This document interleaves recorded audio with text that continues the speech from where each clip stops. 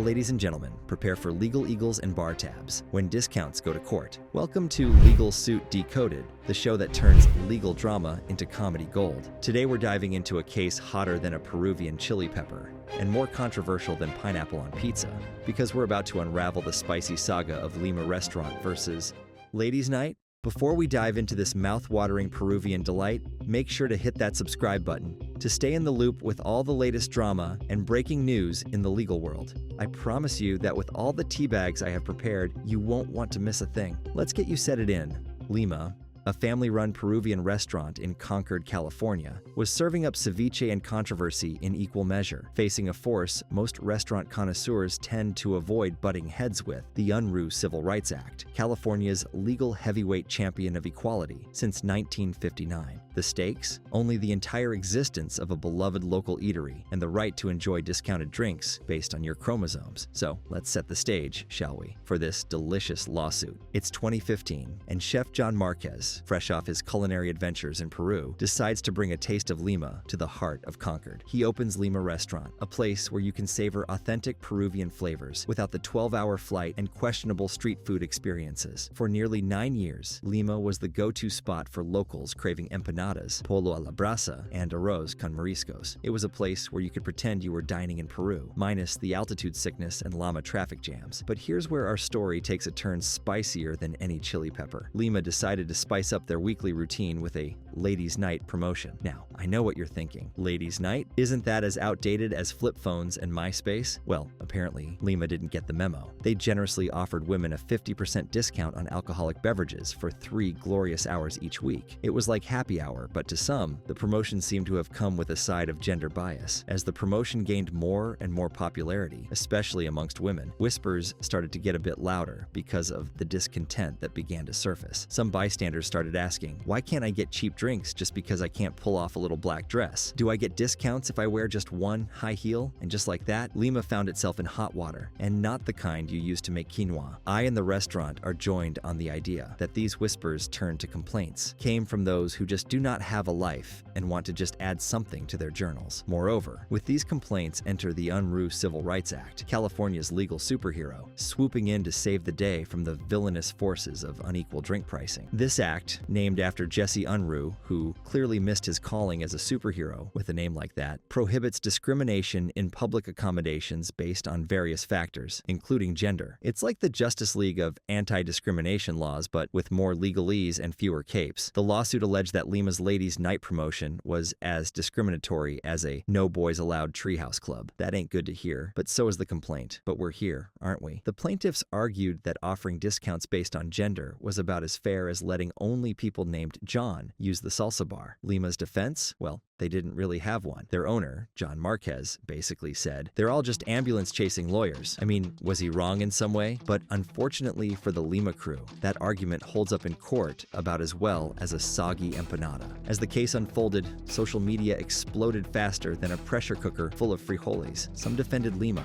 arguing that ladies' nights are as American as apple pie. Others called for equality in inebriation, demanding fair pricing for all genders, or at least the right to identify as female every Wednesday night from 7 to 10 p.m. In a plot twist worthy of a telenovela, Lima decided to settle faster than you can say, check, please. They even started a GoFundMe campaign, essentially asking the public to chip in for their legal tab. Talk about adding insult to injury, or in this case, adding a cover charge to an already pricey night out. In the end, Lima learned the hard way that in the court of law, tradition and puppy dog eyes don't count for much, but a fat wallet for lawyer fees sure does. But before we proceed with more drama, we need to dig deeper into this Unruh Act. And why has it become such a contentious piece of legislation?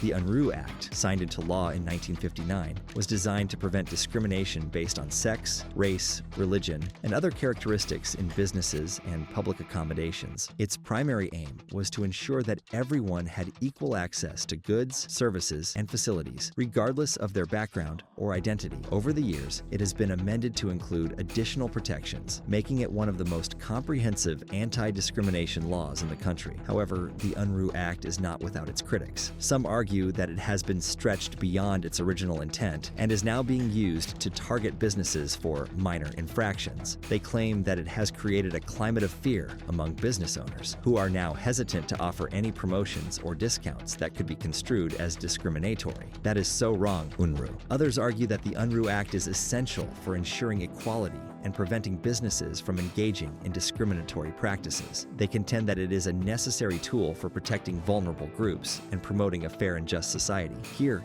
to that. The case, however, has raised some serious questions about gender-based promotions in our modern society. Are ladies' nights an outdated relic of a bygone era, like phone books or civil political discourse? Should we be focusing on creating an inclusive environment where everyone feels welcome, regardless of gender, rather than offering discounts based on chromosomes? And most importantly, if we get rid of ladies' night, what will become of all those girls just want to have fun playlists?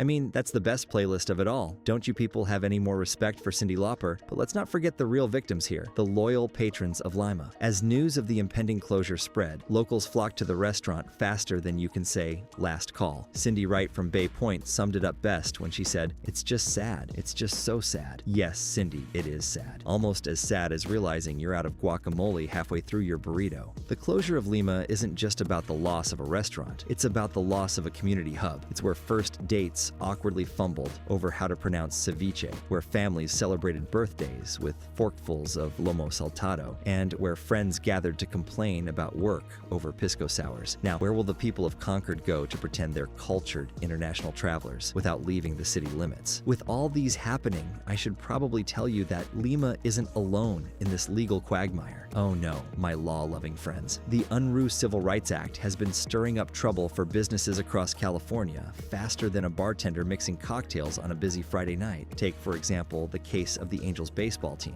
They thought they were hitting a home run by giving away tote bags to women on Mother's Day. Instead, they got sued faster than you can say, strike three. I guess the dads also wanted in on the tote bag action too. Who knew men had such a burning desire for floral print accessories? And let's not forget about the car washes offering discounts to women on certain days. They thought they were polishing their customer service, but instead they got buffed by the long arm of the law. Maybe because nothing says equality like paying full price to have your car cleaned, regardless of your gender. Even gyms haven't been spared from the Unruh Act's reach. Some fitness centers thought they were flexing their marketing muscles by offering women-only workout areas. Instead, they found themselves doing legal lunges in court, because apparently, the right to sweat in peace knows no gender. As we wrap up our analysis of the Lima ladies' night legal lunacy, let's take a moment to reflect on the broader implications. This case serves as a sobering reminder that even well-intentioned promotions can land you in legal hot water. And should this even be a wake-up call for businesses everywhere to review their marketing strategies and ask themselves, I mean, does everyone need to be a part of everything that's going on? Moreover, it raises questions about the fine line between celebration and discrimination. Can we honor specific groups without excluding others? Is it possible to create promotions that bring people together rather than divide them? Most importantly, will the end of Ladies' Night finally bring peace to the age-old battle of the sexes, or will it just lead to everyone paying full price for their mojitos? The Lima case reminds us that in the pursuit of equality, sometimes we all have to pay full price, both literally and figuratively. It's a bittersweet victory for civil rights, served with a garnish of economic consequences and a side of community heartbreak. So, what do you think about this legal telenovela? Well, for one, if you're going to offer discounts, maybe base them on something less controversial, like shoe size or the ability to recite the periodic table backward. Secondly, always read the fine print on your state's civil rights laws before planning your bar promotions. And finally, perhaps I guess it's time we all embraced a new kind of ladies' night, one where everyone, regardless of gender, can come together to enjoy overpriced drinks and questionable dance moves in perfect equality. You tell me, are these complaints just too much or just right? Answering this question is harder than trying to eat soup with chopsticks. On one hand, the Unruh Act has been instrumental in fighting genuine discrimination. It's helped ensure that people of all races, religions, and genders can enjoy equal access to businesses and services. That's something we can all raise a glass to, at full price, of course. On the other hand, some argue that these lawsuits are taking things too far. They say it's turning well-meaning business owners into unwitting lawbreakers and sucking the fun out of harmless promotions. It's enough to make you wonder if we're creating a world where the only safe discount is no discount at all. But here's the real food for thought. Maybe the issue isn't about ladies' nights or tote bags or women-only workout spaces. Maybe it's about how we,